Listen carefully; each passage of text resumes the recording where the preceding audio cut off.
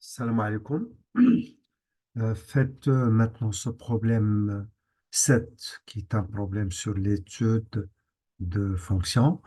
Et comme je vois bien, c'est un problème qui utilise la fonction exponentielle, donc en tant que fonction presque principale.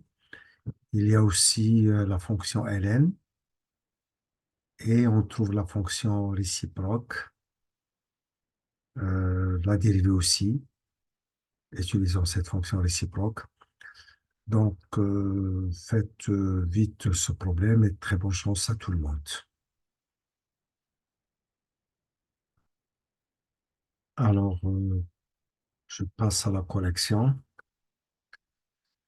Alors, f est la fonction définie sur R. Donc, la première des choses, hein, son domaine, ses données, c'est l'ensemble R. Vous n'avez rien à chercher. La première question A, calculer la limite de f de x en moins l'infini.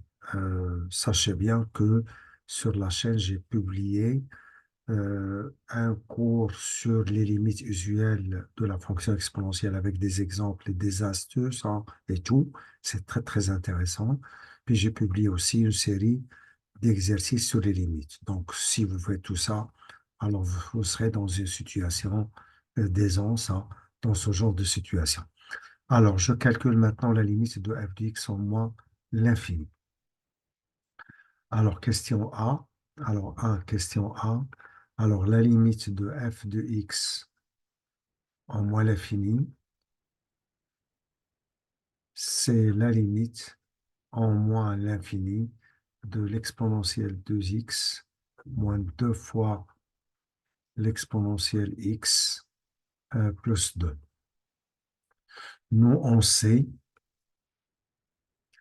normalement, pour l'exponentielle de grand X, hein, si jamais le grand X tend vers moins l'infini, on sait que l'exponentielle de moins l'infini, ça donne 0. L'exponentielle de grand X, quand le grand X tend vers plus l'infini, l'exponentielle de plus l'infini, c'est plus l'infini. Là, en moins l'infini. 2x tend vers moins l'infini, donc l'exponentielle tend vers 0. Là aussi, ça tend vers 0. Eh ben, toute la limite, elle est égale à 2. Voilà, on a fini avec la limite en moins l'infini. On passe à la limite en plus l'infini. La limite de f de x en plus l'infini, c'est la limite en plus l'infini de l'exponentielle 2x moins 2 fois l'exponentielle x, mais plus 2.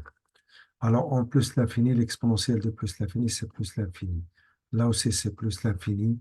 L'infini moins l'infini, c'est une forme indéterminée. Pour enlever l'indétermination, je peux factoriser ici seulement par l'exponentielle x, hein, tout court ici, à l'intérieur. Donc, c'est la limite. Soit que je factorise le tout par l'élément dominant, qui est l'exponentielle de x, ou entre les deux, je factorise par l'exponentielle x. Là, je vais choisir l'option de l'élément le plus fort, l'exponentielle de x. Facteur de 1 moins 2 sur l'exponentielle x plus 2 sur l'exponentielle de x. Et bien, lorsque x tend vers plus l'infini, l'exponentielle de plus l'infini, c'est plus l'infini. 2 sur l'infini, c'est 0. Là aussi, c'est 0. Tout ce qui est entre parenthèses, la limite, c'est 1. Alors, vous avez ici plus l'infini et là, c'est 1. Donc, le produit, c'est plus l'infini. La troisième possibilité, c'est qu'on pouvait faire un changement de variable. Ça va devenir, hein, un changement de variable, ça va devenir, j'ai dit, hein, je vais l'écrire ici avec une couleur différente. Alors, ça va donner ici limite de grand X au carré moins 2 fois grand X plus 2, mais tel que le grand X, il remplace l'exponentielle du X. Et l'exponentielle en plus l'infini, c'est plus l'infini. Et comme c'est plus l'infini, le grand X tend vers plus l'infini, et c'est la limite en plus l'infini de grand X au carré, c'est bien plus l'infini. Donc, à vous de choisir la méthode que vous voulez. Pour moi, donc, je préfère faire les choses comme ça, sinon factoriser par l'exponentielle x, si vous voulez, hein, et ça va marcher. On a fini avec les deux limites. Maintenant, étudier les branches infinies de la courbe C. Pour étudier les branches infinies de la courbe C, sachez que le domaine de définition de la fonction, c'est l'ensemble R. Du moment que le domaine, c'est R, donc le domaine de définition de f, c'est moins l'infini plus l'infini. Donc, selon le domaine, il y a la branche infinie au voisinage de moins l'infini et la branche infinie au voisinage de plus l'infini. Je reprends. Il y a la branche infinie au moins l'infini et aussi la branche infinie, mais en plus l'infini. Donc, on a deux branches à étudier. On commence par celle qui est au voisinage de moins l'infini. Alors donc, c'est la question B. Alors pour celle qui est en moins l'infini, on a trouvé que la limite elle est égale à 2.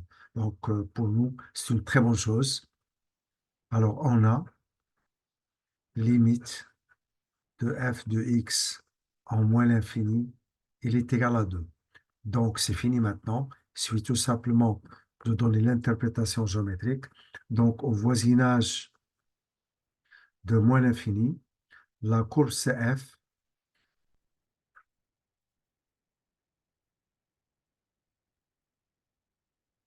admet une asymptote horizontale d'équation y, il est égal à 2. L'astuce, hein, il est simple. Vous n'avez qu'à mettre à la place de f, mettre y. في دماغك ماشي في ورقة, attention. Alors, في دماغك, alors f c'est y. F c'est y. Donc, ça donne y égale 2, mais au moins l'infini.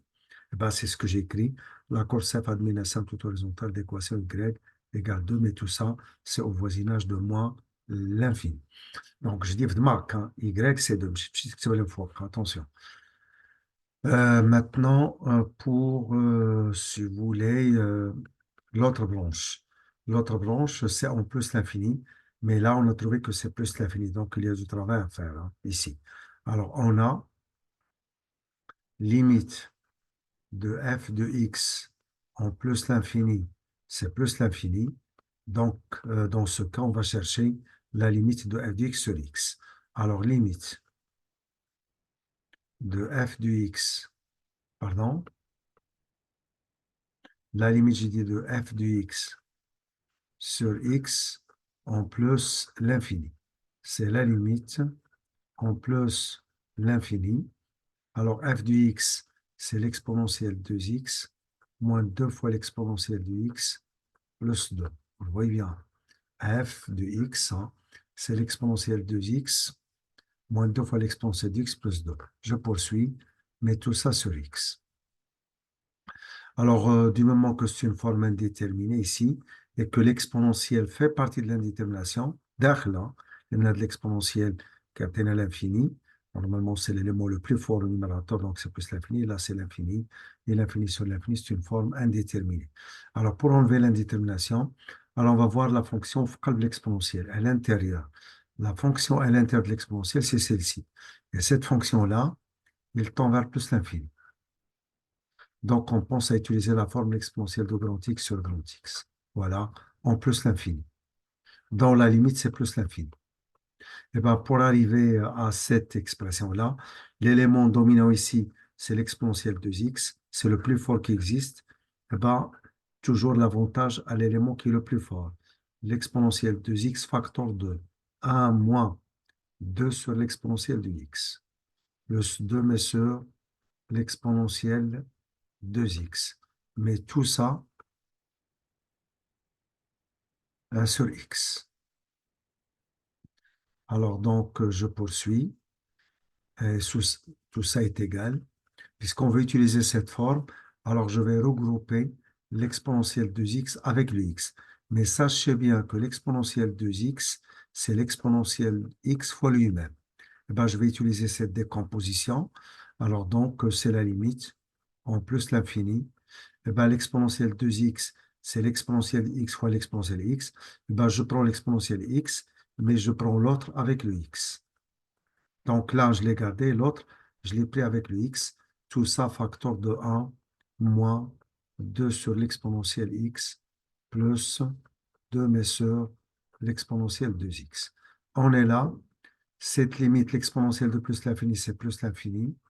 Pour cette forme-là, c'est plus l'infini. 2 sur l'infini, c'est 0. Et 2 sur l'infini encore, c'est 0. Du moment que c'est 0, tout ce qui est entre parenthèses, tout ça, la limite, ça vaut 1. Alors, vous avez cette fonction, sa limite, c'est 1. c'est plus l'infini, c'est plus l'infini. Tout le produit, c'est plus l'infini. Alors, du moment on a limite de f de x en plus l'infini, c'est plus l'infini, c'est ce qu'on a trouvé. Et on a trouvé que la limite de f de x sur x en plus l'infini, c'est plus l'infini. Donc, au voisinage, au voisinage de plus l'infini, la courbe CF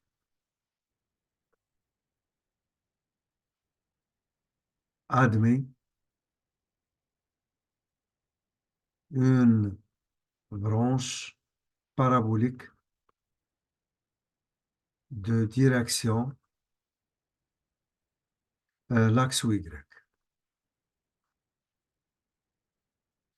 Voilà, comme ça, on a bien fini avec l'étude des branches infinies, déjà, qui est déjà le sujet de cette question B. On passe à la question d'après. Vérifier que quel que soit x appartenant à R, f' du x, il est égal. Je fais un rappel. Premièrement, pour l'exponentielle x tout court, hein, la fonction basique, sa dérivée, c'est elle-même. Mais quand il s'agit d'une fonction composée, l'exponentielle de f de x, le tout prime, eh ben, elle n'a rien autre que f de x, le tout prime, fois l'exponentielle de f de x. Donc là, on a besoin des deux, hein. Alors, on commence. Un exemple, si vous voulez. L'exponentielle, l'exponentielle, un exemple, l'exponentielle de la racine carrée du x, le tout prime, eh ben, c'est la racine carrée du x, le tout prime, fois l'exponentielle de la racine carrée du x. Cette dérivée, c'est 1 sur 2 fois la racine carrée du x, fois l'exponentielle de la racine carrée du x. Alors maintenant, on va montrer que f' est égal. Alors, deuxièmement, question A, quel que soit x appartenant à l'ensemble R, alors f' de x, il est égal, selon l'expression, c'est l'exponentielle 2x, moins 2 fois l'exponentielle x, plus 2, mais le tout prime. Alors, la dérivée de la première, c'est la dérivée de 2x, hein. Je dois prendre la dérivée de 2x d'abord, et la dérivée de 2x, ça fait 2, fois l'exponentielle 2x, moins 2, l'exponentielle, sa dérivée, c'est lui-même, et pour la constante, c'est 0. Alors là, on factorise par le 2 et l'exponentielle x, hein. Attention ici, vous avez 2, et je factorise par l'exponentielle x, et ben, ça reste l'exponentielle x, et après, ça reste moins 1. Voilà, c'est ce qu'il fallait démontrer, c'est terminé maintenant. D'où, quel que soit x appartenant à R, f' de x, il est égal à 2 fois l'exponentielle x, facteur de l'exponentielle x moins 1. Ceci est fait, c'est la question A. La question B, étudier le signe de la fonction f', puis donner le tableau de variation de f. Alors, pour étudier le signe de la fonction f', alors f', voilà à quoi est égal. Alors, sur R, puisque c'est quelque chose qui appartenant à R, alors f' de x, il est égal à 2 fois l'exponentielle x, facteur de l'exponentielle x moins 1. Nous, on sait que l'exponentielle x est strictement positif, comme le 2 est strictement positif, donc tout ça, c'est strictement positif. Alors, le signe de f' de x, c'est celui, mais de l'exponentielle x moins 1. Eh bien, on écrit ceci. Alors, on a sur r est égal. Or, 2 fois l'exponentielle x est strictement positif. Donc, le signe de f' de x est celui de l'exponentielle x moins 1. Et pour l'exponentielle x de moins 1, alors on a, pour l'exponentielle x moins 1, pour déterminer son signe, alors on n'a qu'à chercher quand est-ce que l'exponentielle x moins 1, on n'a qu'à chercher, je dis, quand est-ce que l'exponentielle x moins 1 est strictement positif, et aussi quand est-ce qu'elle s'annule, soit quand est-ce qu'elle est strictement positive, soit quand est-ce qu'elle est strictement négative. Alors on va le faire. L'exponentielle de x moins 1 est strictement positif si et seulement si l'exponentielle de x est plus grand que 1, Un on traduit ln, ça va donner x plus grand que ln de a, c'est 0. Alors maintenant, pour l'exponentielle de x moins 1, il est égal à 0. Si et seulement si, on n'avait qu'à remplacer strictement supérieur par égal, hein. Et comme ça, on obtient x est égal à 0. Donc, voilà, le signe de f' d'x est celui-ci. Donc, maintenant, alors on va donner le signe de f'. Alors, pour le signe de f',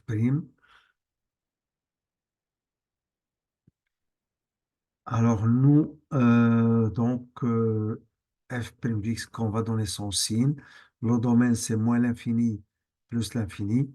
Le signe de f', c'est celui de l'exponentielle de x moins 1. Et l'exponentielle de x moins 1, ça s'annule en 0, je l'ajoute. Mais elle est strictement positive quand le x est plus grand que 0. Donc là, il est strictement négatif. Voilà, on a le signe de f'. Maintenant, on va donner le tableau de variation de f. Alors, tableau de variation de f. Je dis tableau de variation de f.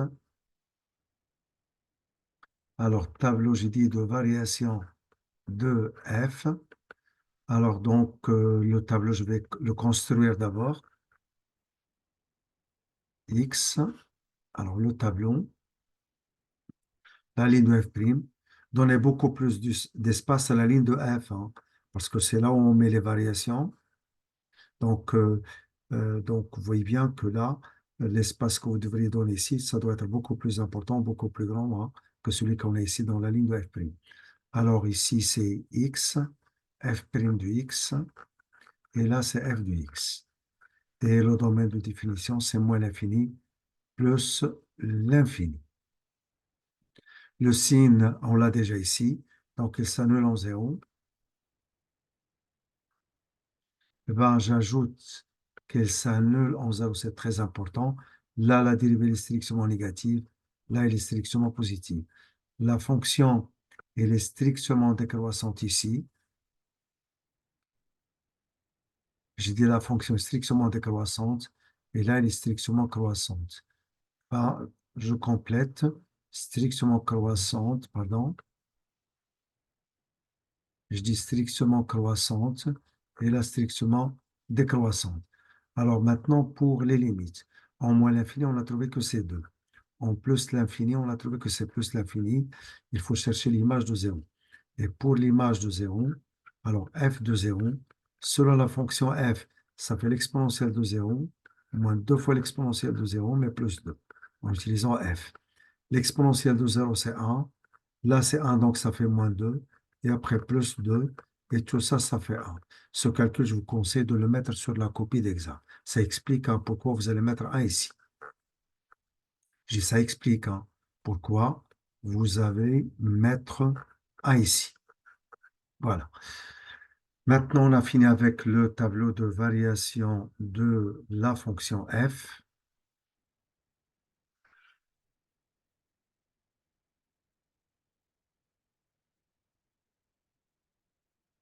Alors, j'ai dit on a fini avec le tableau de variation de la fonction f. La question suivante.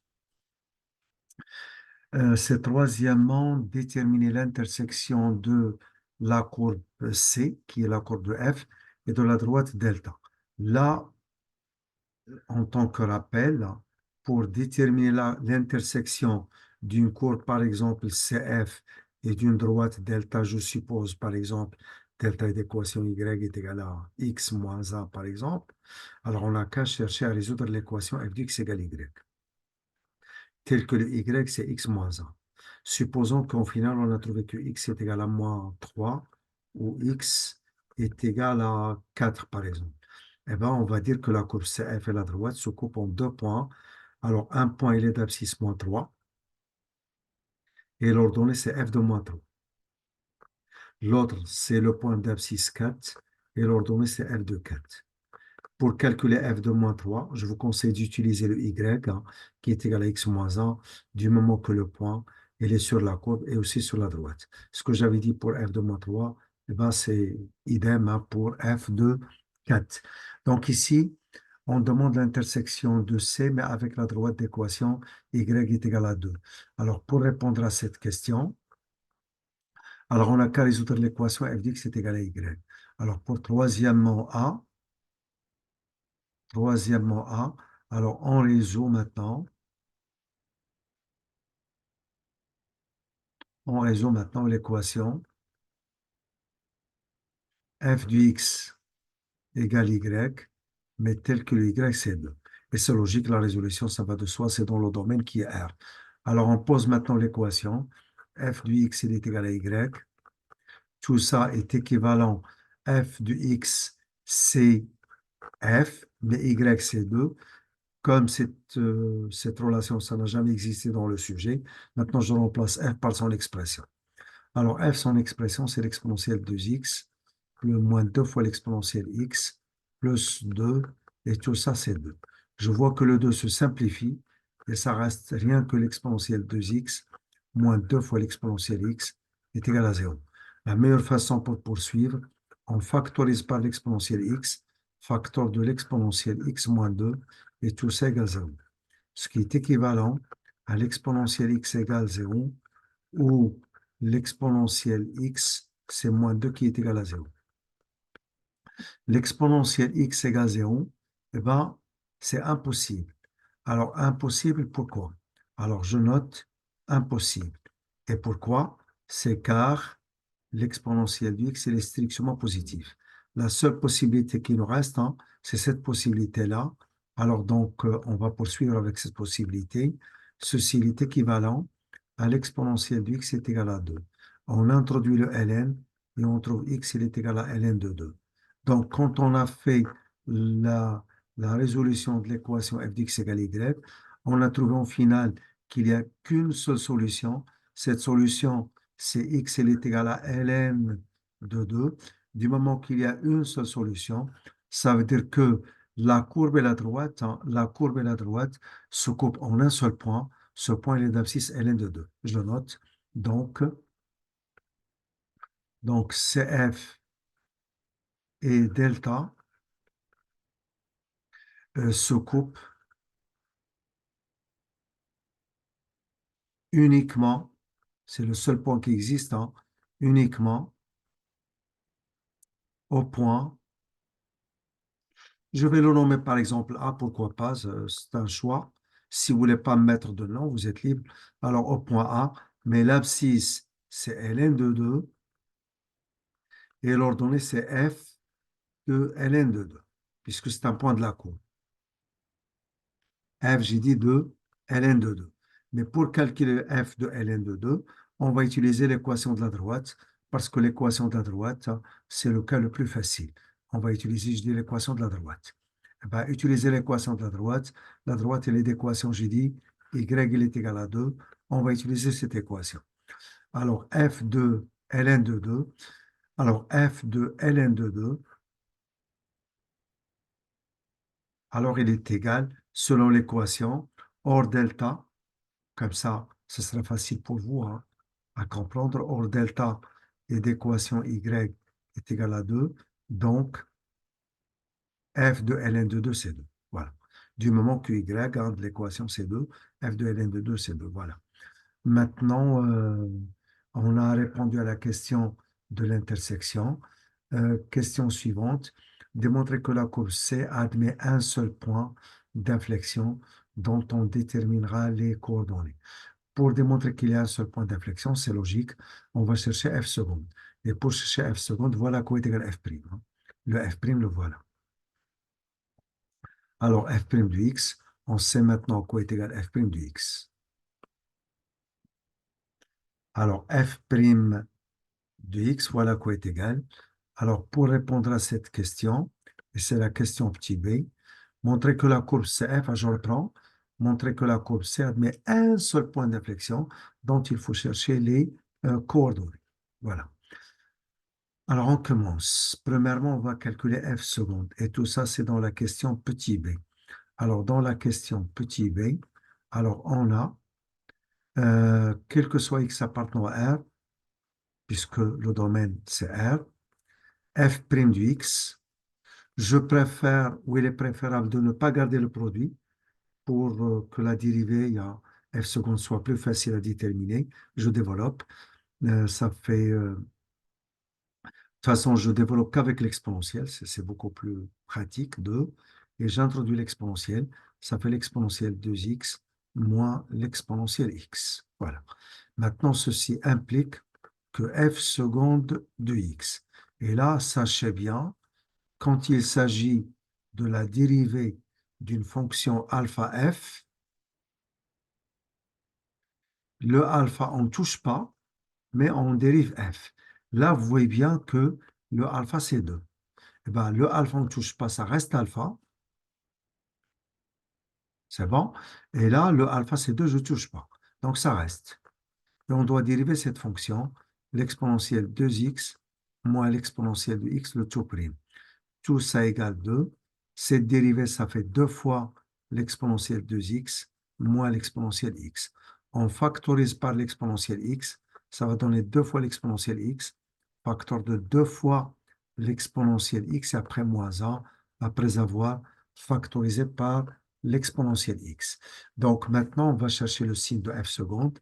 Euh, 2 fois l'exponentielle x, c'est strictement positif, je l'écris. Alors, 2 fois l'exponentielle x est strictement positif. Donc, le signe de f seconde de x est celui de 2 fois l'exponentielle x moins 1. Et pour avoir le signe de cette expression, encore une autre fois, on va chercher soit quand est-ce qu'elle est strictement positive, cette expression, soit quand est-ce qu'elle est strictement négative, et aussi quand est-ce qu'elle s'annule. Je vais faire cette recherche. 2 fois l'exponentielle de x moins 1 est strictement positif.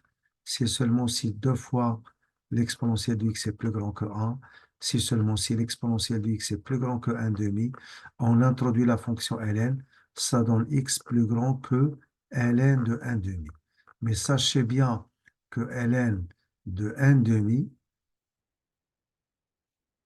je dis ln de 1 demi, n'est rien autre que moins ln de 2. Vous pouvez garder ln de 1 demi si vous voulez. Si vous voulez mettre moins ln de 2, ce n'est qu'un choix. Alors maintenant, pour le cas où il s'annule, 2 fois l'exponentielle de x moins 1 s'annule, si seulement si. Vous allez remplacer le symbole de l'ordre par égal. Donc, si seulement si x est égal à moins ln de 2. Donc, maintenant, on va donner le tableau de signes de f seconde. Alors, le tableau de signes de la fonction f seconde et le signe de f seconde, c'est largement suffisant pour répondre à la question. On n'a pas besoin d'utiliser la concavité, on n'a pas besoin. X, f seconde de x, le domaine c'est moins l'infini plus l'infini, ça s'annule en moins ln de 2. Je reprends, ça s'annule, je dis en moins ln de 2, c'est là où ça s'annule, f seconde. Et le signe de f seconde, c'est celui de 2 fois l'exponentielle x moins 1. Et 2 fois l'exponentielle x moins 1 est strictement positif quand x est plus grand que moins ln de 2. Donc là, c'est strictement positif et là, strictement négatif. Vous voyez bien que f seconde s'annule une seule fois en changeant de signe. Par conséquent, il y a un seul point d'inflexion. Alors, je l'écris. La fonction f seconde s'annule uniquement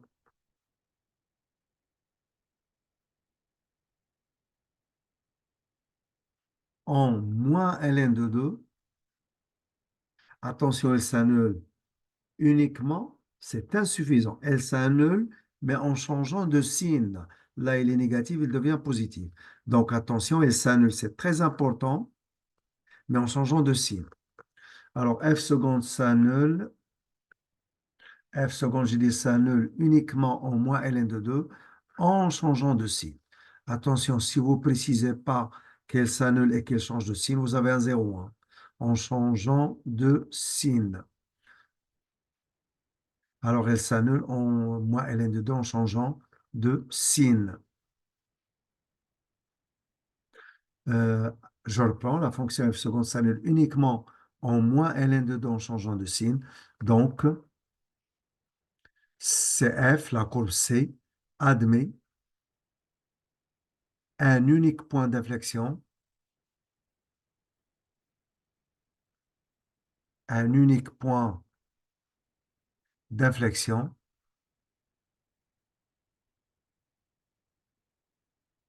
Ce point, je parle du point d'inflexion, ce point est le point I de coordonnées moins ln de 2, f de moins ln de 2. Voilà. Alors, je reprends ici, afin que ce soit écrit d'une manière très claire. Alors, moins ln de 2, f de moins ln de 2. Voilà. Mais comme on a demandé de déterminer les coordonnées, voilà, c'est noir sur blanc, dont on déterminera les coordonnées. Maintenant, pour les coordonnées, on a l'abscisse, mais il faut calculer l'ordonnée. Alors, on va calculer f de moins ln de 2, f de moins ln de 2. Alors, f de moins ln de 2. L'expression de f, je la rappelle ici, f du x, c'est l'exponentielle 2x moins 2 fois l'exponentielle x plus 2. Voilà, c'est l'expression de f. Alors, je l'applique, ça fait l'exponentielle de moins 2 fois ln de 2, moins 2 fois l'exponentielle moins ln de 2, et après plus 2. Là, vous avez le choix, soit remplacer, soit garder moins ln de 2, soit remplacer moins ln de 2 par ln de 1 demi. Vous avez le choix, hein. Comme ça, je prends avec le moins ln ici. Voilà comment je vais faire. Je ne vais pas procéder comme ça. Ça, c'est un choix. Alors, je le note encore une autre fois. Alors, voilà un choix, si vous voulez, hein. Moins ln de 2, mais ce n'est pas un choix que je vais utiliser. Moins ln de 2, c'est ln de 1 demi. Voilà. Vous pouvez enfin faire cette transformation. Pour moi, je vais agir autrement. Je vais utiliser que l'exponentielle de moins grand x, c'est 1 sur l'exponentielle de grand x. Ben, c'est ce que je vais faire ici. Tout ça, elle est égale à 1 sur l'exponentielle 2 fois ln de 2. Et là, c'est moins 2 sur l'exponentielle de ln de 2. Et après, plus 2. Autre chose, si par exemple, on veut déterminer, l'exponentielle, par exemple, l'exponentielle de, par exemple, de 2 fois ln de 3. On a deux choix. Le premier, je vais dire, c'est l'exponentielle de ln de 3 au carré. Parce que R ln de A, c'est ln de A à la puissance R. Donc, 2 fois ln de 3, c'est R ln de A, alors ln de A à la puissance R. Et l'exponentielle de ln de 3 au carré, c'est 3 au carré. C'est la première possibilité pour faire les calculs, donc c'est là. La deuxième, l'exponentielle de 2 fois ln de 3, c'est l'exponentielle de ln de 3, mais le tout au carré. Et l'exponentielle de ln de 3, c'est 3. Au carré, ça fait 9. Je préfère cette deuxième manière, hein, de faire ce calcul, mais si vous êtes libre, à vous de choisir la première ou la deuxième, c'est à vous de faire le choix. Pour moi, 2 fois ln de 2. L'exponentielle de 2 fois ln de 2. L'exponentielle, je l'explique ici, l'exponentielle de 2 fois ln de 2, l'exponentielle de 2 fois ln de 2 avec la deuxième manière que j'ai proposée, eh ben, je prends l'exponentielle avec ln, c'est l'exponentielle de ln de 2. Je prends l'exponentielle avec ln et après le tout au carré, je fais sortir avec le 2. Et là, l'exponentielle de ln de 2, c'est 2, mais au carré, ça fait 4. Donc là, je remplace cet élément par 1 sur 4. L'exponentielle de ln de 2, c'est 2, donc ça fait moins 2 sur 2. Et moins 2 sur 2, ça fait 1. Donc, soit بدأ. Tout le monde voit le 1 comme ça facilement. Et après, vous avez plus le 2. Et ben, on va réduire au même dénominateur qui est égal à 4 si vous voulez, ou la trillia 1 sur 4. Et après, là, c'est moins 1 plus 2. Et moins 1 plus 2, ça fait 1. Et comme ça, vous avez un quart plus 1. Et un quart plus 1 n'est rien autre que 5 sur 4. Donc, le point d'inflexion, maintenant pour nous, c'est le point. Je dis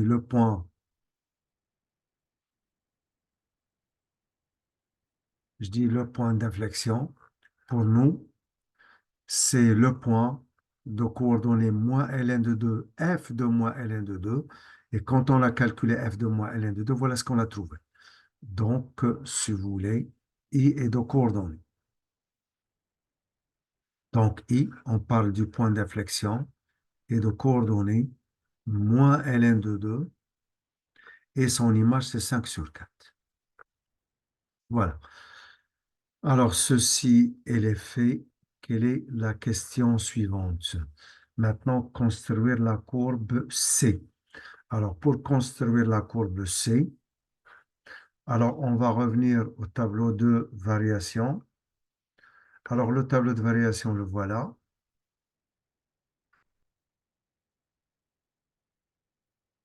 Alors, j'ai dit le tableau de variation. Voilà le tableau de variation de la fonction. Alors, à ne pas oublier, alors on a les éléments qui sont sur le tableau, je vais les dessiner. Quel est le premier élément qui existe dans ce tableau? Alors, le premier élément qui existe dans ce tableau, une seconde s'il vous plaît. Le premier élément qui existe dans ce tableau, c'est qu'on voit qu'en moins l'infini, vous le voyez bien, alors donc la limite de f c'est 2, donc ça veut dire qu'il y a une asymptote horizontale d'équation y est égale à 2. Vous pouvez enfin utiliser un tableau comme ça sur le brouillon. Alors, donc, je vois qu'en moins l'infini, il y a une asymptote horizontale d'équation y à 2. Le f que vous avez là, c'est un y. Hein. Donc, y, il est égal à 2. Y, il est égal à 2, mais en moins l'infini. C'est facile. Après, vous avez ici le point de coordonnées 0, 1. Vous le voyez bien. Le point de coordonnées, quoi, j'ai dit? 0, 1. Je dis le point de coordonnées 0, 1. Alors, en ce point, la dérivée s'annule. Et le fait que la dérivée s'annule, ça veut dire qu'au point de coordonnées 0, 1, il y a une tangente horizontale. Donc, il y a, j'ai dit, une tangente horizontale. En plus l'infini, on a fait l'étude, mais quand on a fait l'étude, on a trouvé qu'il y a une branche parabolique de direction à l'axe Y. Donc, voilà les éléments dont vous aurez besoin. Voilà, c'est simple.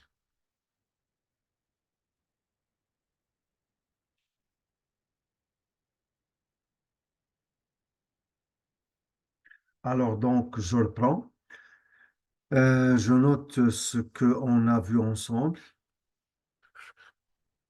Alors, ce qu'on a vu ensemble, c'est qu'en moins l'infini, il y a une asymptote d'équation y égale 2, donc tafkna عليها. Donc, je dessine la droite d'équation y égale 2. Donc là, c'est parce que l'unité, c'est 2 cm. Vous avez la norme de I, hein, c'est 2 cm. L'unité dans le repère, c'est 2 cm. Voilà. Donc, un carreau, c'est 1 cm. Donc là, c'est 2. Et comme c'est... Alors là, ça doit être 1 ici, puisque c'est 2 cm. Et là, c'est 2 ici. Je dis c'est la droite d'équation y égale 2. Attention, la droite que j'ai dessinée, c'est une asymptote, mais uniquement, c'est une asymptote, mais uniquement en moins l'infini.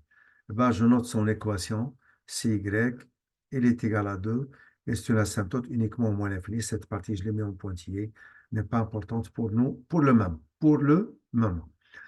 L'élément suivant, il y a le point de coordonnées 0,1.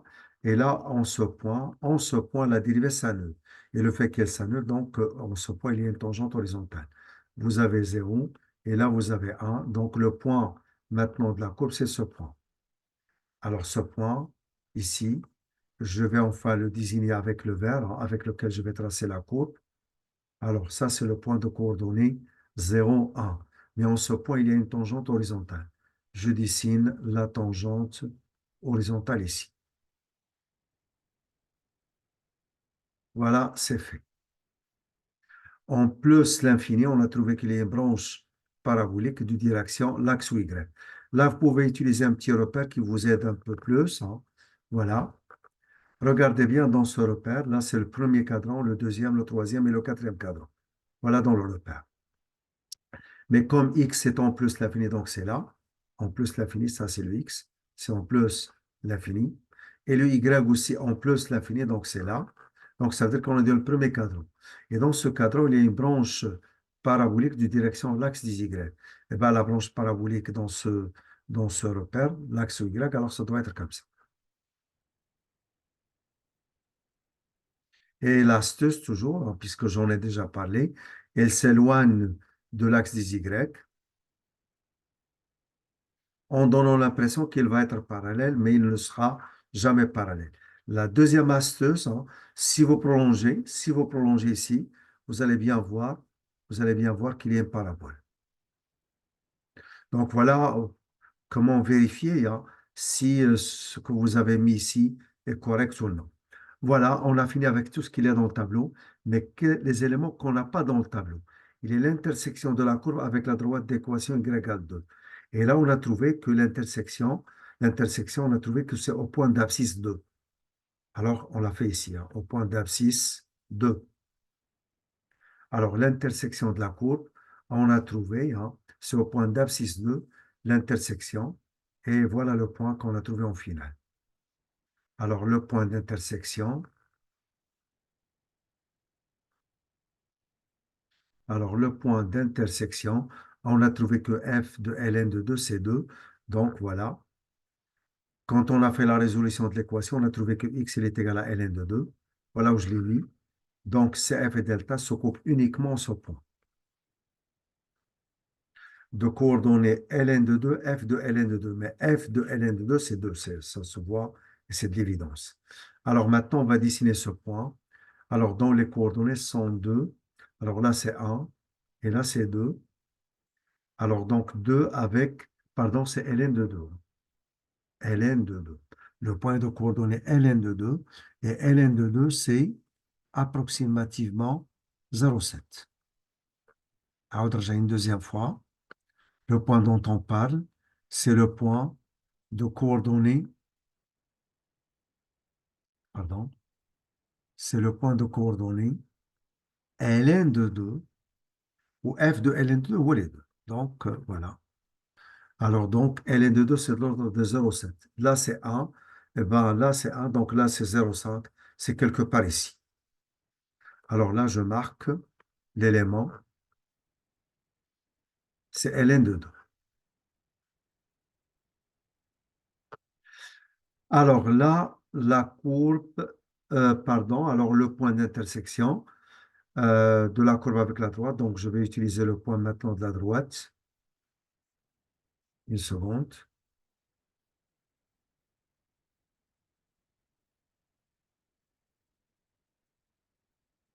Voilà le point maintenant de la droite dans l'abscisse, c'est ln de 2. Donc, la courbe et la droite que vous avez, ils se coupent en ce point. Alors, le point que j'ai dessiné, du moment que son abscisse c'est ln de 2 et qu'il est sur la droite, donc son ordonnée, c'est le 2 lui-même. On n'a pas besoin de l'écrire parce qu'il est sur la droite. Il y a aussi un seul point d'inflexion. Et le point d'inflexion, on l'a trouvé ici. Le point d'inflexion, c'est le point d'abscisse moins ln de 2. Moins ln de 2. Mais l'ordonnée, on a trouvé que l'ordonnée est égale à 5 sur 4. Donc voilà le point. Moins ln de 2, 5 sur 4.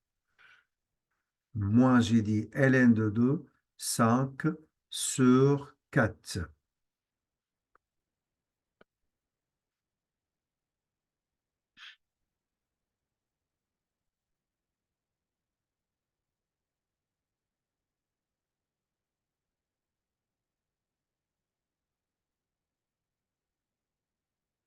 Alors voilà le point d'inflexion. moins ln de 2, 5 sur 4.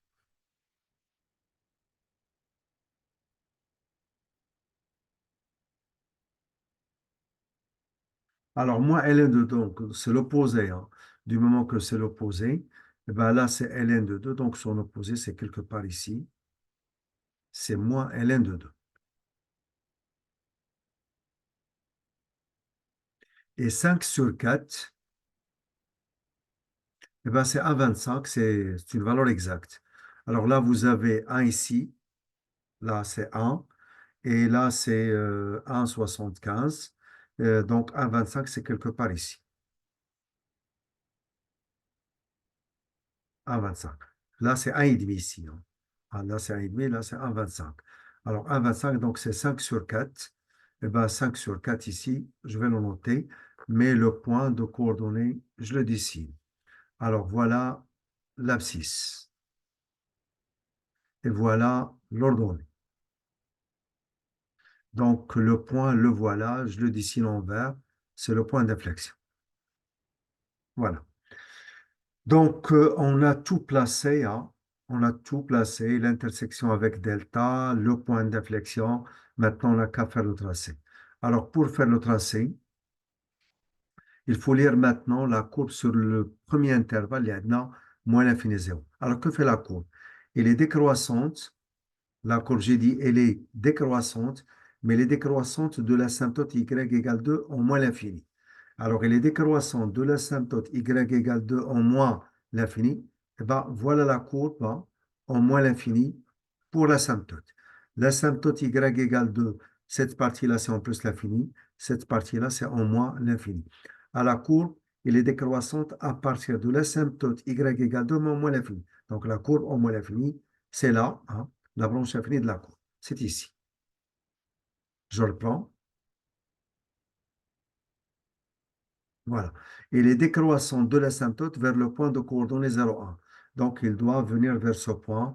Alors, donc, 2 vers ce point. Mais c'est là où il y a le point d'inflexion. Je préfère commencer par là où il y a la tangente et aller vers le point d'inflexion. Attention maintenant, la concavité, elle est vers le haut. Mais là, il doit changer de concavité. Il doit être vers le bas, c'est-à-dire la concave, hein, et aller vers l'asymptote.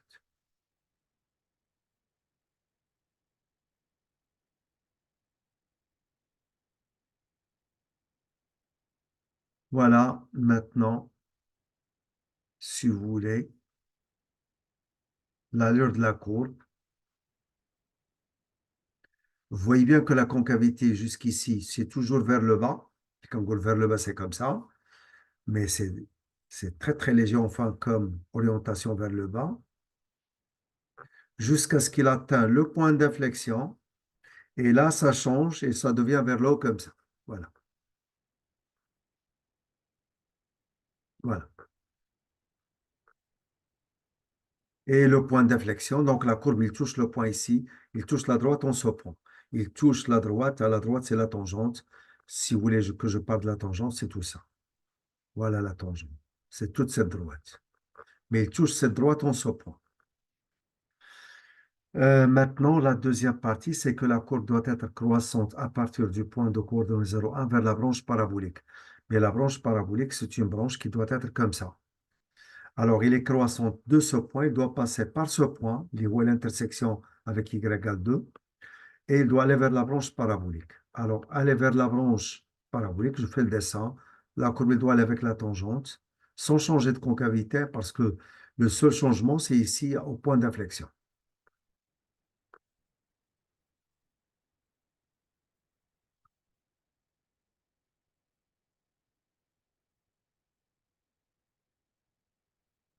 Voilà, et la branche parabolique, hein.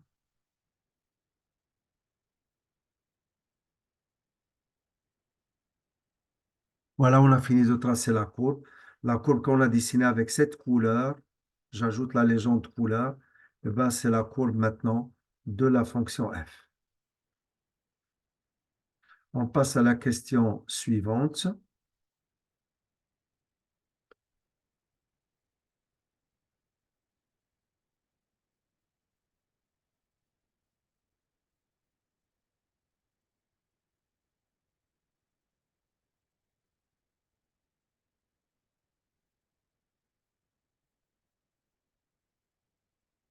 la question suivante, soit H la restriction de f à l'intervalle I, soit H la restriction de f à l'intervalle I. Alors, l'intervalle I, si on voit l'intervalle I, qu'est-ce qu'on trouve? C'est 0 plus l'infini. H est la restriction de f à l'intervalle 0 plus l'infini. Sur cet intervalle, la fonction f,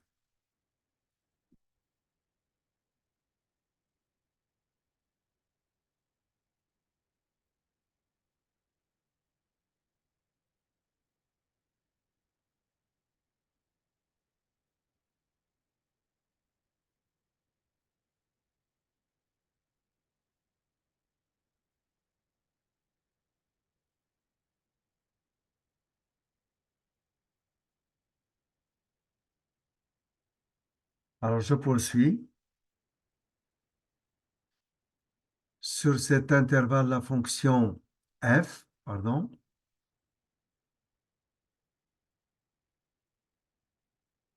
alors je reprends. Sur cet intervalle, la fonction f, elle est contenue et qu'elle est strictement croissante, hein, et le fait qu'elle est contenue strictement croissante, donc elle admet une fonction réciproque.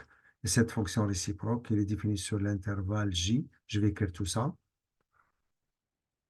Alors, sur maintenant, h est la restriction d'abord de f à i, h, et la restriction, voilà sur quoi on se base, et la restriction de f à i qui est égale à l'intervalle 0 plus l'infini. Donc, h est continu. Attention, continu, on a suffisamment de choses pour le dire, hein. Regarde la courbe, il a dit 0 plus l'infini, alors il est continu, il est strictement croissante. Allez dire quoi que ce soit, c'est une perte du temps.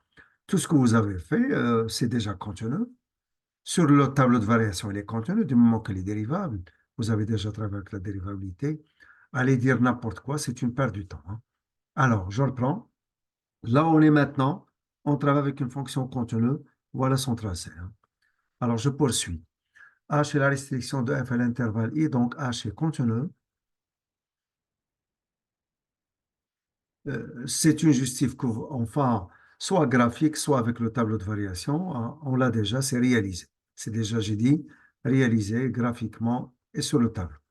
Alors, donc, H est continu et strictement croissante sur I. Elle admet donc, alors, elle admet donc, ou elle admet alors, hein, une fonction réciproque h-1 définie sur J qui est égal à f de I. Et nous, on va chercher f de I. Alors, f de I, il est égal à f de l'intervalle 0 plus l'infini,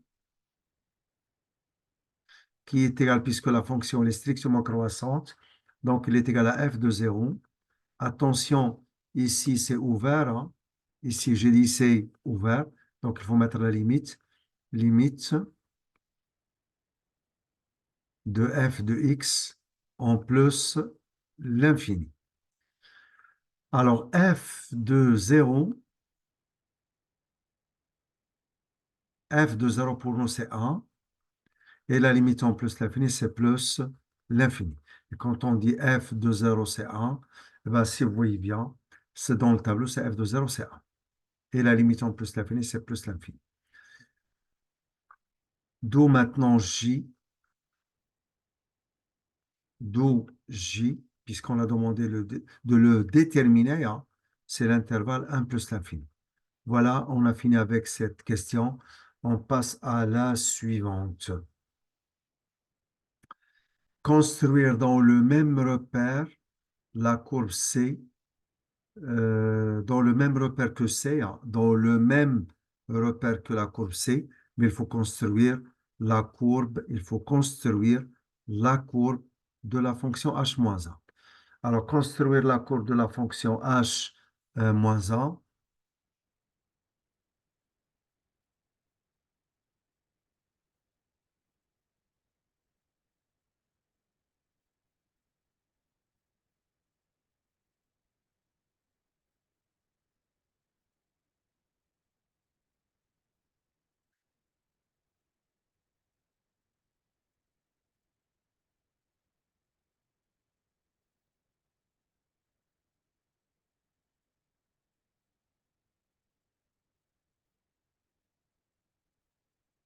Alors, pour construire la courbe de la fonction h moins 1, c'est logique. Il faut revenir d'abord à la courbe de la fonction f.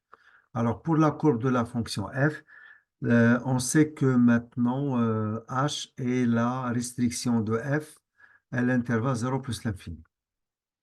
Donc, la courbe de h, je reprends, est la restriction à l'intervalle 0 plus l'infini. Donc, la courbe de la fonction h, c'est la courbe de la fonction f, mais sur cet intervalle. C'est la courbe de f sur cet intervalle. Cet intervalle, donc, c'est là. Donc, sur cette partie-là, eh ben, la partie maintenant de CF, eh bien, c'est la courbe de h sur 0 plus l'infini. Je vais repasser cette partie-là avec le noir, par exemple, ou avec une autre couleur autre que le vert.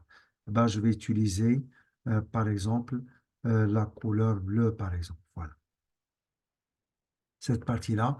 Pour vous, vous pouvez faire passer ceci avec un marqueur fluorescent de façon à ce que cette couleur soit bien visible.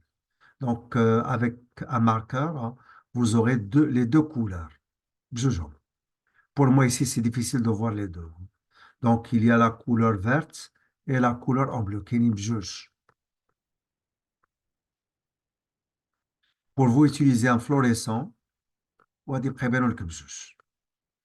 Donc, celle que j'ai dessinée maintenant avec le bleu, qui est déjà dans la zone, hein, ici, ou la partie du plan, ou le domaine plan, où c'est déjà enfin coloré avec cette couleur, hein, rose, eh ben, c'est cette partie-là. C'est à 0 plus l'infini, eh ben, où il y a, si vous voulez, la courbe de la fonction h. Alors là, c'est la courbe de la fonction h. Pour construire la courbe de h-1, on sait que la courbe de la fonction h-1 et la courbe de h sont symétriques par rapport à la première bisectrice, c'est-à-dire par rapport à la droite d'équation y égale x. Eh bien, je dessine cette droite, y il est égal à x. C'est une droite qui passe par l'origine et qui passe, si vous voulez, par, pour x égale 1, y égale 1. Alors, pour x égale 1, y égale 1 ici. Pour x, j'ai dit égal 1, y égale 1. Ou là, pour x égale 2, y égale 2. Voilà. Donc, ce sont des choix. Alors, je dessine maintenant la droite, qui est la première bisectrice. Je reprends.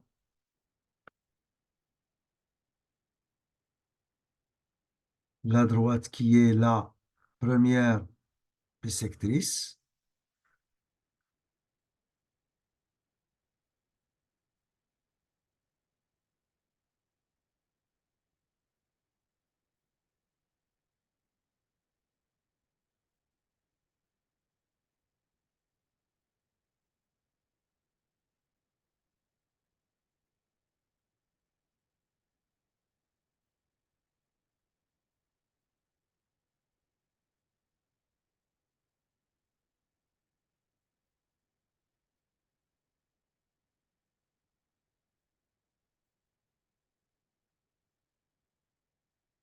Alors, donc, il s'agit de la droite ici, delta, ou tout simplement la première bisectrice. Je vais mettre que son équation, y est égal à x.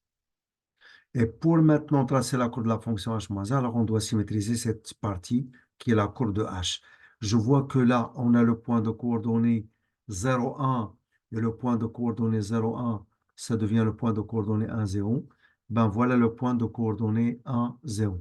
Je vais choisir là la couleur noire maintenant pour dessiner celle-ci.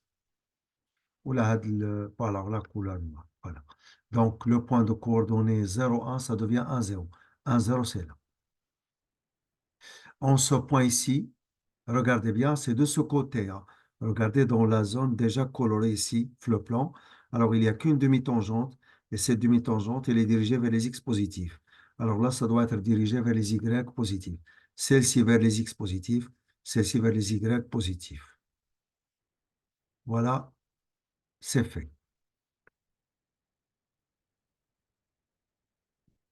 Maintenant, il y a le point ici, c'est le point d'intersection avec la droite d'équation y, elle est égale à 2. Et bien, ça devient le point d'intersection, mais avec la droite d'équation x, elle est égale à 2. Donc, deux choses. Soit vous allez dessiner la droite d'équation x égale à 2, hein, soit vous allez utiliser la symétrie comme ça, géométrique, c'est rapide. La symétrie géométrique, voilà, par rapport à cette droite. Vous pouvez l'utiliser. Bon, de toute façon, vous avez le choix. Alors là, c'est le point de coordonnées ln de 2, 2. Si vous voulez travailler aussi avec les coordonnées, ln de 2, 2, ça devient le point de coordonnées 2, ln de 2. Alors le 2, là c'est 1 et là c'est 2. ln de 2, alors ln de 2, c'est de l'ordre de 0,7, c'est quelque part ici. Ben, je dessine tout de suite le point. Alors 2 ln de 2.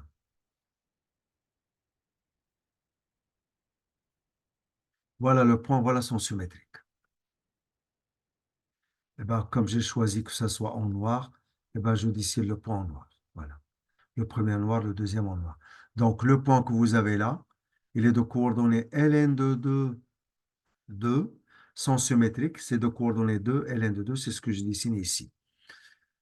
Voilà, là, il y a une branche parabolique de direction les y positifs.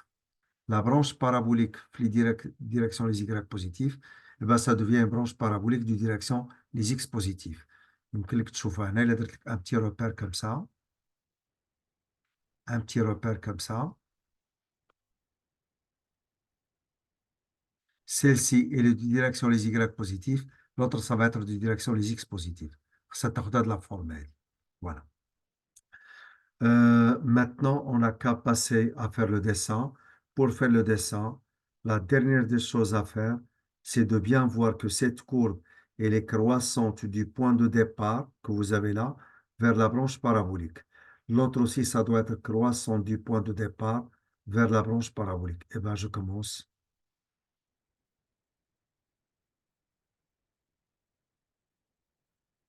vers la branche parabolique qui est du direction. Celle-ci, la direction les y positifs. Celle-ci, la direction, ce sont les x positifs. Moi, le sens. Donc, elle dit le sens des x. Celle-ci, c'est dans le sens des y positifs. L'autre, ça doit être dans le sens des x qui sont positifs. Voilà cette courbe. Ajoutez maintenant avec cette couleur, c'est la courbe de la fonction h-1. On passe à la question d'après. Déterminer h-1 prime de 2. Là, un petit rappel. En général, h-1 prime de alpha n'est rien autre que 1 sur h prime de h-1 de alpha. Si je change de fonction et je prends par exemple une autre telle que je la nomme par exemple g, et je vais avoir g-1 prime de 17, eh ben, je vais dire que c'est 1 sur g prime de g-1, mais de 17. Voilà. Alors, je reprends. Pour h-1 prime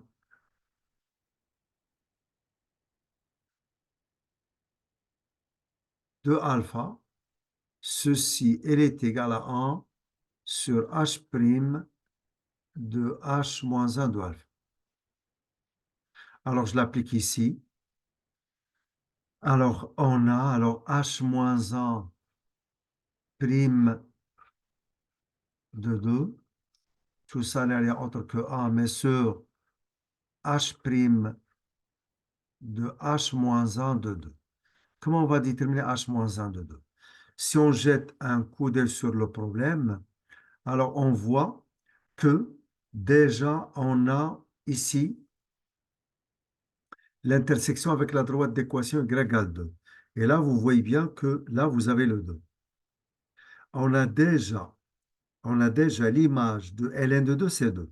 On a déjà f de ln de 2, c'est 2. Et comme h, c'est la restriction de f à l'intervalle 0 plus l'infini, h, c'est f, non 0 plus l'infini. Donc, du moment que h, c'est f sur 0 plus l'infini, et ben donc j'ai h de ln de 2, c'est aussi 2. Par conséquent, h moins 1 de 2, ça doit être ln de 2. Donc, soit que vous voyez sur le graphique et vous avez h, f de ln de 2, c'est 2, soit que vous allez revenir ici, هنايا ولقينا بأنه voilà ce qu'on a trouvé que CF et delta se coupent en ce point. Et le point où ils se coupent, on a déjà F de ln de 2, c'est 2. F de ln de 2, c'est 2. Oui, a quand F de ln de 2, c'est 2.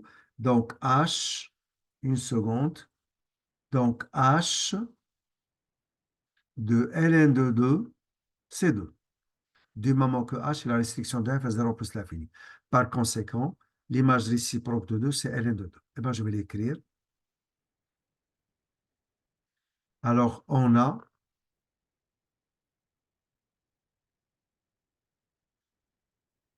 c'est là que je vais répondre. Alors, sur la marge, hein, vous allez utiliser une marge comme ça. Et vous allez dire que cette marge, sur cette marge-là, vous allez dire, on a H, on a H2, ou d'abord, si vous voulez, on a F de ln de 2, c'est 2. Ceci implique que H de ln de 2, c'est 2, ce qui implique que H moins 1 de 2, la réciproque, ça fait ln de 2. H moins 1 de 2, c'est bien ln de 2.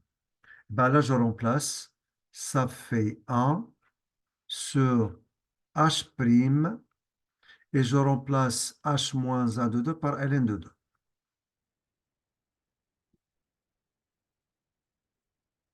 Ln de 2. Vous savez que H, il a la même expression que F. Donc H', il a aussi la même expression que F'. H a la même expression que F. Donc H, ça se remplace par F. Donc H', ça se remplace par F'. Je le fais. C'est 1 sur F' de ln de 2. Pour nous, F', il est égal. Puisqu'on l'a déjà déterminé avant, ça fait 2 fois l'exponentielle de x moins 2 fois l'exponentielle de x. Voilà l'expression de f'. On va chercher sur la marge aussi, faites les choses comme ça aussi à l'examen, f' de ln de 2. Alors, f' de ln de 2, je remplace, ça fait 2 fois l'exponentielle de 2 fois ln de 2, moins 2 fois l'exponentielle, mais de ln de 2. L'exponentielle 2 fois ln de 2, je l'ai déjà expliqué, mais ça n'empêche hein, de reprendre de l'explication la tête. L'exponentielle de 2 fois ln de 2, c'est une explication. C'est l'exponentielle, je prends l'exponentielle avec ln,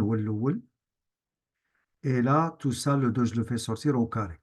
L'exponentielle de ln de 2, c'est 2, mais au carré, et tout ça, c'est 4. Donc là, ça fait 4 fois 2, ça fait 8. Alors là, ça fait 4 fois 2, ça fait 8. L'exponentielle de ln de 2, c'est 2. Fois 2, ça fait 4. 8 moins 4, c'est 4 maintenant. Et là, je remplace et ça devient 1 sur f' de ln2, c'est 4, donc c'est 1 sur 4. C'est fini. Et on a bien déterminé d'où maintenant, d'où h moins 1 prime de dièle 2 hein, que vous avez, h moins 1 prime de 2 n'est rien autre que 1 sur 4. Voilà, c'est terminé. La question d'après maintenant. La question d'après maintenant, on passe à une nouvelle fonction où on introduit la fonction ln. Soit g, la fonction définie par g de x est égale. Étudier. Mais là, vous devriez bien faire attention. Étudier les variations de G. Qu'est-ce qu'on vous demande dans cette étude? C'est de donner le domaine de G, de donner les limites aux bornes de ce domaine, de calculer G' de X sur ce domaine et de donner le tableau de variation de G. Donc, il y a tout un tas de choses à faire.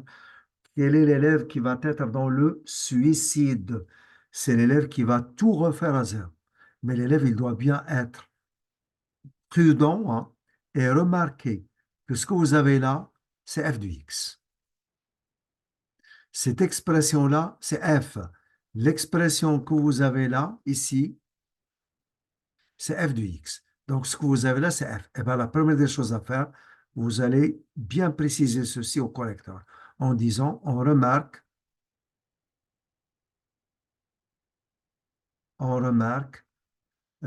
que g de x, il est égal à ln de f de x. Voilà. Et comme ça, vous allez bien profiter de ce que vous savez sur f, hein, ce que vous avez obtenu concernant f, vous allez bien en profiter. Alors, on va chercher le domaine de G. Pour le domaine de G, alors, A maintenant, après avoir noté la remarque A, on commence. Alors, pour le domaine de G, quel que soit x appartenant à l'ensemble R, x appartient au domaine de la fonction g si et seulement si, premièrement, il faut que f de x existe, hein, ce que vous avez là. Donc, il faut que x appartienne à df. Mais quand même, ils doivent être considérés chanceux parce que le domaine de f, c'est R. Si seulement si, il faut que f de x existe, ça veut dire que x appartient à df. Et deuxièmement, puisque f est à l'intérieur de ln, f de x doit être strictement positif. C'est quoi le domaine de f? C'est R. Donc, si seulement si, x appartient à df, x appartient à R. Ce qui est vrai. Pourquoi il est vrai? Parce que on est déjà parti du fait que x appartient à R. Ce qui est vrai. F de x doit être strictement positif. Celle-ci, f de x doit être strictement positif. Et là, si on revient à ce qu'on a fait, on va bien trouver sur la courbe de f, la courbe elle est au-dessus de l'axe des x. Et puisque la courbe elle est au-dessus de l'axe des x, donc déjà f elle est strictement positive. Ça veut dire que la condition f de x strictement positif, c'est déjà vrai. Hein? Donc, on n'a aucun problème avec cette condition. L'élève qui a peur hein, que la courbe qu'il a dessinée qu'elle est fausse ou qui n'a même pas dessiné de courbe, il n'a qu'à revenir au tableau de variation. Selon le tableau de variation de f, f admet un minimum absolu et ce minimum c'est 1. Et du moment que le minimum c'est 1, ça veut dire que f de x elle est supérieur ou égal à 1. F de x elle est supérieur ou égal à 1 puisque 1 c'est le minimum, donc c'est strictement positif. Donc vous avez deux choses, soit que vous allez dire graphiquement la courbe CF elle est au-dessus de l'axe des x, donc f de x elle est strictement positive, soit que vous allez dire d'après le tableau de variation de f, alors f admet un minimum absolu qui est égal à 1, donc f est strictement positif. Bon, je vais utiliser le tableau, même si la courbe qui est la plus facile. Je vais utiliser le tableau parce que pour la plupart des élèves, pas mal d'élèves qui ont la courbe qu'on a une fausse. Donc, je poursuis. Mais les élèves, qui ont le problème de la courbe, ils utilisent la courbe. Hein.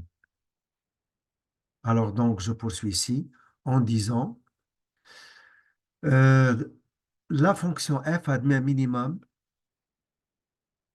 La fonction f admet,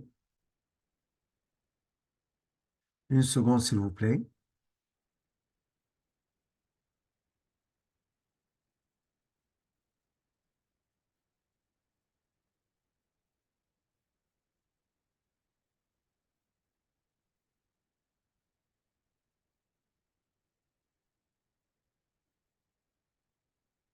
Une seconde.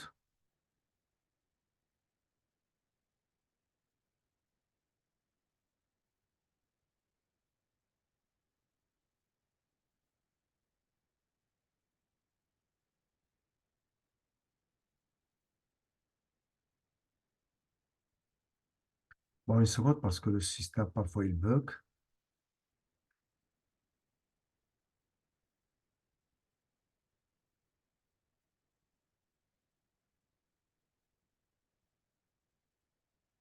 Voilà. Donc, la fonction f admet minimum, je le note. La fonction f admet un minimum absolu, admet un minimum absolu égal à 1. Donc,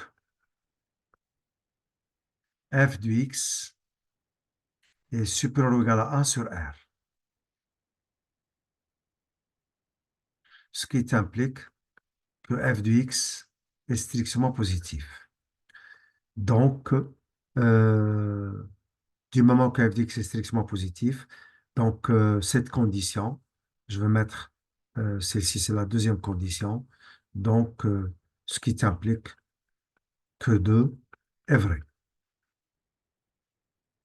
Et du moment que 2 est vrai, eh ben, donc celle-ci, elle est vraie, celle-ci, elle est vraie, donc le domaine de G, c'est R, hein. Donc d'où DG, c'est R. D'où DG, il est égal à R. On a les élèves qui n'ont pas peur, si vous voulez, que la courbe soit fausse, on va dire que tout simplement, je donne de la possibilité, CF est au-dessus de l'axe et au-dessus, j'adfort, et au-dessus de OX, de l'axe OX. Donc, et même strictement, hein, et strictement, je l'ajoute, et strictement au-dessus, donc l'instant O, hein, attention, et au-dessus de l'axe OX. Eh ben, ceci implique que f de x est strictement positif. Voilà. C'était l'explication géométrique, hein. Vous passez vite. Voilà, on a fini avec le domaine. Maintenant, les limites aux bornes. Les limites aux bornes. Alors, pour les limites aux bornes, alors le domaine, c'est R. Donc, les bornes sont moins l'infini et plus l'infini. Alors, moins l'infini et plus l'infini, la limite de g du x en moins l'infini,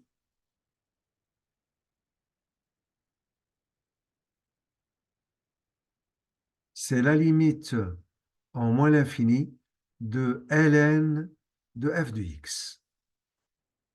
Nous, on a trouvé que f en moins l'infini, sa limite, c'est 2. Donc, f que vous avez là, il tend vers 2.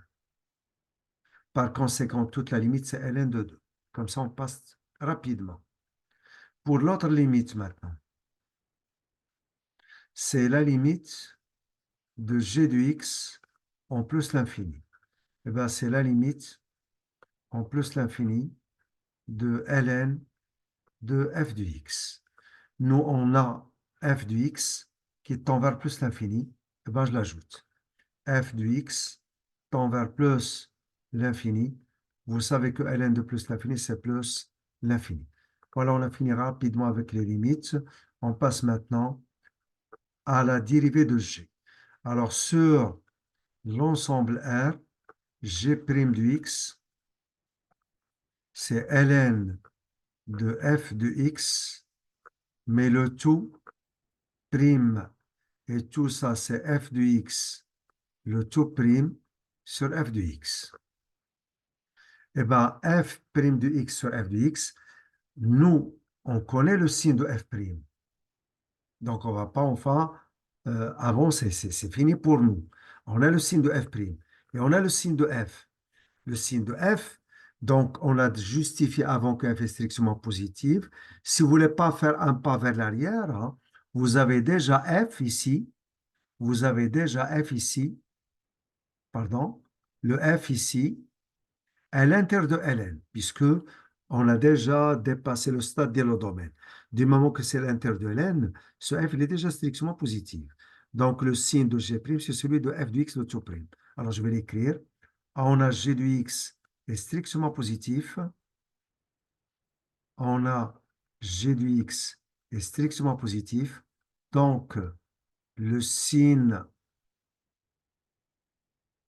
de G' de x est celui de f de x le tout prime, donc on parle de f' de x, et celui de f' de x. Et, ben, et celui de f' de x, donc du moment que c'est celui de f', on a déjà le signe de f', hein, on n'a qu'à faire copier-coller. Alors, puisque la question c'est G', puis le tableau de variation de G, on va tout de suite donner le tableau de variation de G. Alors, tableau de variation de G.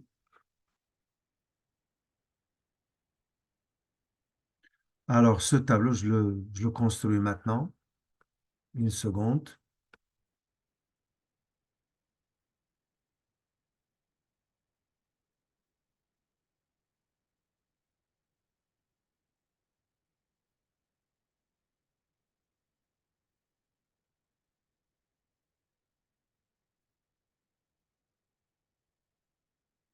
Premièrement, on a le domaine, c'est moins l'infini plus l'infini. Là, c'est G' de x. Et là, c'est G de x. Puisque le signe est le même que celui de f', eh ben, f', ça s'annule en 0.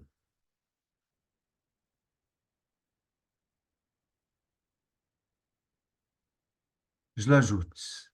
Ça s'annule en 0. Et là, il est strictement négatif, mais là, il est strictement positif. La fonction, elle est strictement décroissante, et là, elle est strictement croissante. Eh ben, ici, on a la limite en moins l'infini, on a trouvé que c'est ln de 2. En plus l'infini, on a trouvé plus l'infini. On va chercher maintenant g de 0. G de 0, c'est ln, attention, toujours la remarque, elle est très très importante, g de x, c'est ln de f de x. G de x, c'est ln de f de x, donc c'est ln de f de 0. Et ln de f de 0, dans le tableau de variation de f de 0, c'est 1. F de 0, c'est 1. Donc, ça doit être ln de 1. Et ln de 1, c'est 0. Donc là, c'est 0. Voilà, on a le tableau de variation de G. Et on a fini avec ce tableau maintenant. La question suivante, c'est déterminer la limite de g de x moins 2x en plus l'infini. Et que peut-on en déduire de, ou que peut-on déduire hein, pour la courbe CG? Alors, déterminer la limite de g de x moins 2x. Hein. Alors, la limite de g de x moins 2x. Je vais le faire maintenant. La limite de g de x moins 2x, mais en plus l'infini. C'est la limite en plus l'infini. G de x, c'est ln de f de x, ça on le sait, mais moins 2x. Bon, de toute façon, toute cette limite, on a vu que c'est plus l'infini. Et là, c'est plus l'infini. Donc, c'est une forme indéterminée. Donc, on n'a pas le choix. On doit revenir à f et remplacer f. C'est la limite en plus l'infini de ln, parce qu'il y a une forme indéterminée. J'ai dit on n'a plus le choix. On n'a qu'à revenir à l'expression de f. L'exponentielle de x moins 2 fois l'exponentielle x, et après plus 2, et tout ça moins 2x. En plus l'infini, cet élément, il tend vers plus l'infini, et là, c'est plus l'infini. Donc, il y a déjà une forme indéterminée, mais l'élément le plus fort, c'est l'exponentielle 2x. Eh bien, je factorise par cet élément.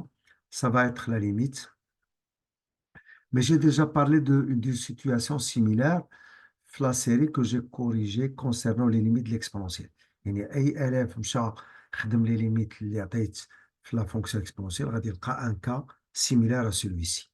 Alors, ln, alors je factorise par l'exponentielle 2x, facteur de 1, moins 2, mais sur l'exponentielle x, plus 2, mais sur l'exponentielle 2x. Et tout ça, c'est moins 2x qui reste. Encore une autre fois, là, il s'agit ici de ln de a fois b, a positif et b positif, ln de a fois b dans ce cas, c'est ln de a plus ln de b. Là, vous avez le a, ici, le a qui est strictement positif, le b aussi, donc j'applique. Ça fait la limite en plus l'infini de ln de l'exponentielle 2x plus ln de 1 moins 2 sur l'exponentielle x plus 2 sur l'exponentielle 2x, tout ça moins 2x. Et ln de l'exponentielle de alpha, eh bien c'est alpha. Ln de l'exponentielle 2x, ça fait 2x. Eh bien je l'écris. Moins ou plus ln de 1 moins 2 mais sur l'exponentielle x plus 2 sur l'exponentielle 2x, mais tout ça moins 2x. Ces éléments que vous avez là se simplifient. Je barre. Alors, l'exponentielle de plus l'infini, c'est plus l'infini. 2 sur plus l'infini, c'est 0. Pardon, j'ai dit 2 plus l'infini, c'est 0. Là aussi, c'est 0. Ça reste uniquement ln de 1 et ln de 1, c'est 0. Voilà, d'où maintenant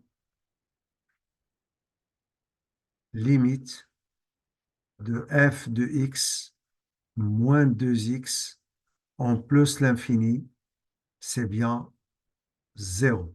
Pardon, j'ai mis g, non pas f. D'où limite, pardon, de g de x moins 2x, on a bien démontré qu'il est égal à 0. La limite de g de x, parce que la question, c'est trouver à quoi est égale la limite. Nous, on a trouvé que c'est 0. La question, que peut-on déduire pour la courbe CG? Ça veut dire, on vous demande de, qu'est-ce qu'on en déduit géométriquement, hein? Voilà, d'une manière indirecte. Que peut-on déduire pour la courbe CG? Là, je fais un appel concernant une propriété très, très importante. Le rappel, c'est le suivant. Si on vous demande de montrer que delta, par exemple, qui est d'équation y est égal à ax plus b, de démontrer que c'est une asymptote au voisinage de plus l'infini.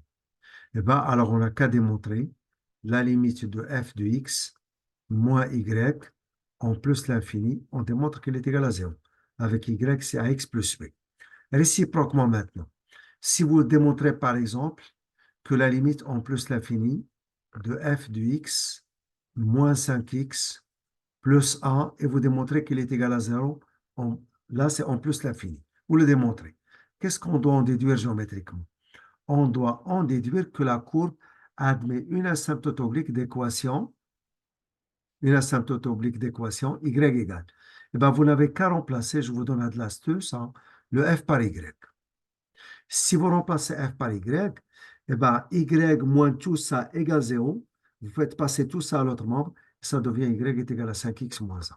C'est simple. Un autre exemple. Si,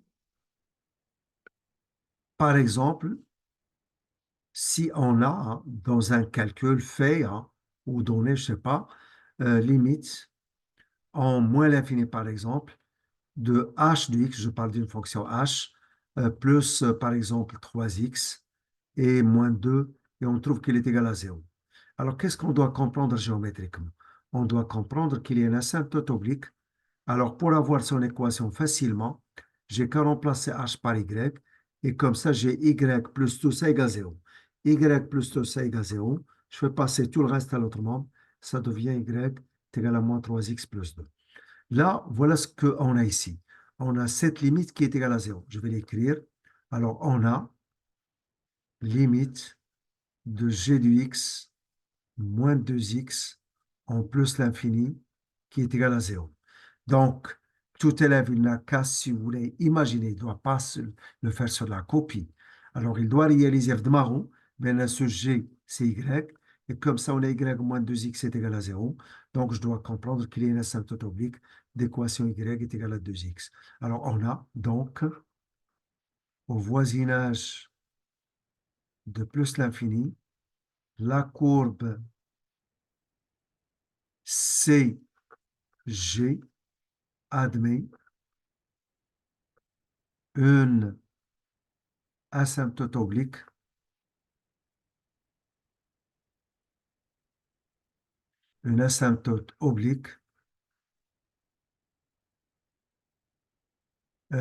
d'équation, toujours avec l'astuce, hein, GCY, marque GCY, vous êtes brouillon, vous êtes libre. Y, mais Y moins 2x égale 0. Je transpose cet élément au deuxième ordre, et ben, d'équation Y est égale à 2x. Ben, donc, je pense qu'on a fait toutes les questions. Abonnez-vous à la chaîne et faites le partage aussi. Et je pense que vous avez bien profité de ce travail. Eh ben, la prochaine fois, Inch'Allah. Et de cette manière, on va bien, si vous voulez, préparer notre examen final du baccalauréat. Allez, à la prochaine.